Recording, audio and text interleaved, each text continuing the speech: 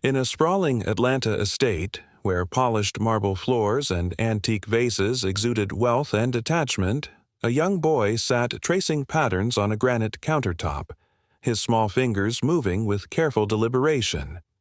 The air smelled of citrus polish and affluence. At the end of the island, his father's brow furrowed over another assessment report, while his mother smoothed a napkin with precise, insistent strokes, as if erasing imperfections from the fabric could fix everything. No raised voices here, just the oppressive quiet broken by the tick of a wall clock. Weeks had blurred into this routine. Tests, drills, timers, a coach who barked instructions like commands. Words twisted for him, numbers danced erratically. He strained, shoulders tense, holding his breath to steady the chaos. The elderly housekeeper observed it all, stirring a simmering pot that filled the kitchen with comforting aromas. She offered gentle aids, a gentler pace, a guiding touch, tales that made challenges feel tangible. The tipping point arrived on a Wednesday, unassuming on the calendar. Father stacked the documents. Mother offered a strained smile, directed more at the stone surface than her son. "This isn't succeeding," she murmured, to the room more than to him. A duffel appeared at the entrance. Socks, a jacket still warm from the dryer, a toy with a chipped edge. The door swung open. Cool night air rushed in. The boy's feet hesitated at the threshold, then crossed, because what else could he do when the ground shifted? Outside, the avenue buzzed. Sprinklers whispered. A vehicle passed. Music. Throbbing. Two locals paused near their fence. "Did you catch that?" Unbelievable. A walker offered a quick nod without stopping, gaze averting. The boy perched on the curb, duffel hugged close. He fingered the chipped edge, hoping tenderness might mend it. Inside, the housekeeper's hand shook against the surface. She pleaded for time, not sympathy, just the wisdom she'd gained nurturing others' wonders. Progress isn't a sprint, and tempests ignore your facade. The response was crisp and final. No, not now. Perhaps another approach. Perhaps an institution. Not in this house. She untied her apron like shedding a skin. Keys on the tray, shoes on, posture firm. Outside, she knelt to his level, wrapping her scarf around his neck, the fabric carrying the spicy warmth of her meals. No lofty vows, just presence. She hoisted the duffel, clasped his tiny hand, and rose with him. From behind the drapes, figures, stirred. A mutter, "They'll rue this," another, "Or perhaps it's better." Street lamps cast elongated golden paths across the asphalt. They walked into that light together, deliberate, steady, side by side. The door latched softly behind them, like a concealed truth. And whether the family realized it or not, the tale had already transferred ownership. The new dwelling didn't carry the scent of citrus polish. It smelled of moist rug, sautéed garlic from an adjacent unit, and occasionally smoke wafting through the ducts. The walls were slim, the sort where you could hear someone haggling over bills or chuckling at midnight shows. But in that confined area, the boy discovered something more valuable than granite surfaces. He found a steadfast companionship that never faltered. The elderly housekeeper, Miss Grace, that's what the community called her, claimed the sofa for herself and gave him the single bed. The coils creaked, but he slept more peacefully than he had in weeks. She pinned his sketches to the wall, even the ones with reversed symbols. "It doesn't need to be flawless," she said, her tone gravelly yet soothing. "It needs to be yours." Days extended long. She labored extra hours scrubbing offices, her footwear bringing in grime each night. He'd wait by the window, chin on the U-Siao ledge, tallying beams until the entrance finally creaked open. She'd drop her satchel, remove her mittens, and still join him for studies. Her lids drooped, but she wouldn't let him succumb to the tags others affixed to him. When he faltered, she didn't reprimand. She encouraged. "Slow it down, child. Symbols have their own cadence, like rhythms." Let's discover the pulse. Folks in. The complex took note. Two youths lounging by the stairs murmured, "That's the child they discarded, isn't it?" One grinned. Parents likely had sufficient. But another voice, gentler, nearly embarrassed. Woman, still with him, though. That's devotion.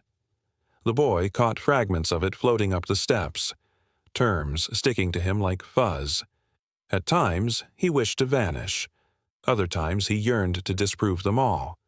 Evenings, when the atmosphere was dense and warm, Miss Grace would open the window and share tales from her youth. Tales of treading unpaved paths shoeless, of instructors who claimed she'd never exceed a servant. She'd halt, massage the furrow between her eyebrows, then meet his gaze directly. They don't decide, nor do your parents. You hear? You decide. He absorbed it, clenching his pen like it was a blade. The boy acquired discipline not from penalty, but from observing her forfeit. She forewent dinners so he wouldn't. She sold her antique locket to purchase him a second-hand computer with a faulty button. "It still functions," she said, shrugging, though her gaze shimmered under the light. He stayed up late, the screen's buzz filling the quiet, outlining programs and forms like fresh tongues. Each keystroke a vow. "I'll make this matter." And in those cramped chambers with flaking walls and humming lights, the base was established. Not of riches or advantage, but of endurance. The type that doesn't fade when the world jeers. The type constructed in obscurity, awaiting the proper moment to emerge into the light. The computer's ventilator rasped like an elder's sigh, keys partially jammed, display flickering when the cord loosened.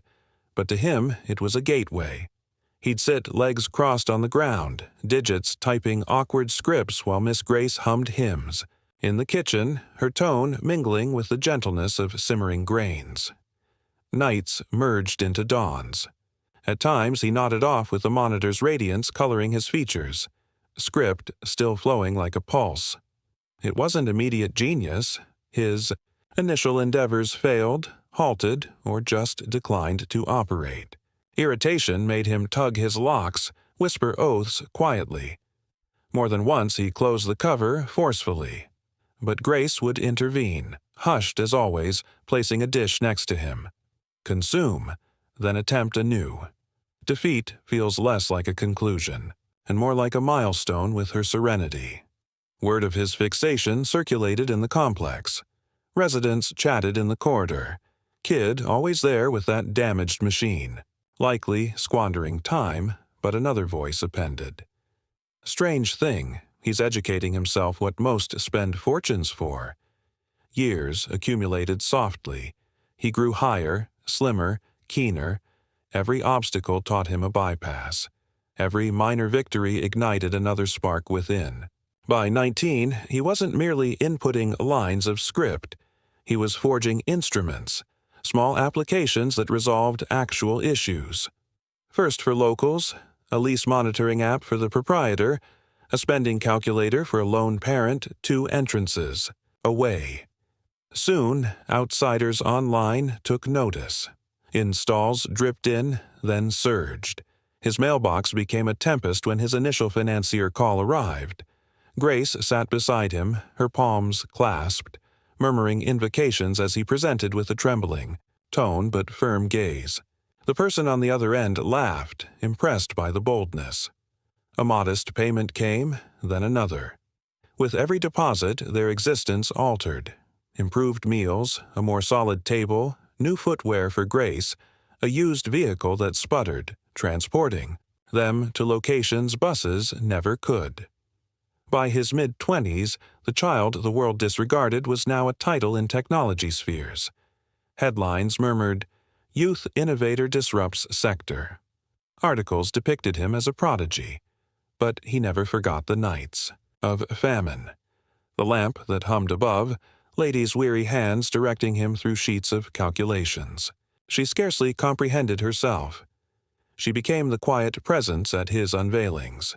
Silver hair pinned under a head wrap, eyes overflowing with satisfaction while lenses flashed around him. And through all the ovation, he harbored a solitary idea. I wasn't nurtured by the ones who bore me. I was constructed by the one who remained. 12 years. That's how long it had been since the entrance latched on him. 12 years since the roadside sorrow and the fractured plaything. Now he stood beneath platform illumination, a speaker clipped to his lapel, displays behind him shining with the emblem of the firm he erected from zero. The atmosphere vibrated with journalists, financiers, and inquisitive spectators.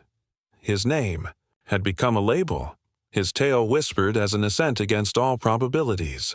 In the throng, lens flashes twinkled like stars, and among the refined visages and custom attire, two shapes appeared.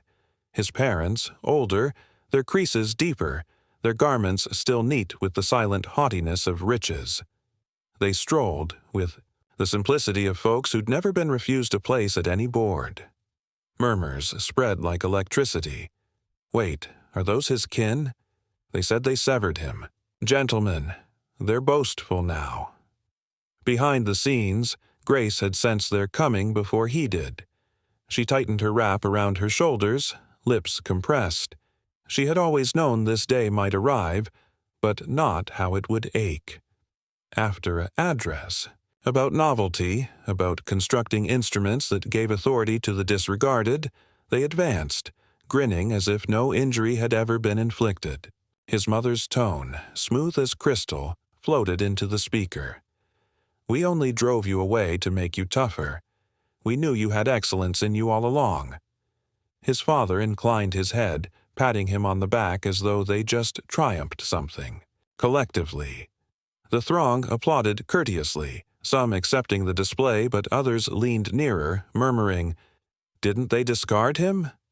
Woman, still asserting it, was tactic. He stood motionless, hands joined loosely before him. Inside, his chest pounded, not with fury, but with the burden of selection. The child they deserted wanted to yell. The man he'd become selected something else. He looked out at the ocean of expectant gazes, felt Grace's look steady as unmooring, from the side of the platform, and let quiet extend until it buzzed louder than ovation. The instant had arrived, not for reprisal, but for verity. The quiet pressed heavy. Lenses clicked. A cough resounded. Someone whispered, "What's he awaiting?" He finally lifted the speaker, his tone calm but carrying weight. My parents asserted. They made me strong. He paused, letting the words settle, then shook his head. No, the truth is, they shattered me. They left me on a sidewalk when I was just a boy. And if I'd stayed shattered, I wouldn't be standing here. He turned, extending a hand toward the wings. Lady Grace stepped forward slowly, her wrap wrapped tight, her steps steady but modest. Gasps rippled through the hall. He raised her hand high. This is my real mom. She's the one who picked me up when I was nothing, who labored, starved, prayed, and believed when nobody else did. Every success I have, every invention, every headline, it belongs to her. The audience erupted clapping, some even standing. His parents' faces, drained of color, caught in the glare of truth. They could no longer twist. Lady's eyes glistened, her hand trembling in his, but her smile lit the room. Sometimes family isn't blood. Sometimes it's the one who refuses to let you go. And in that moment, Darius proved something greater than wealth or titles. Family isn't the ones who share your name. It's the ones who never let you fall. So, if this story moved you, don't forget to like, share, and subscribe for more powerful stories of resilience, betrayal, and redemption. And remember, sometimes the people the world overlooks are the ones who change it forever.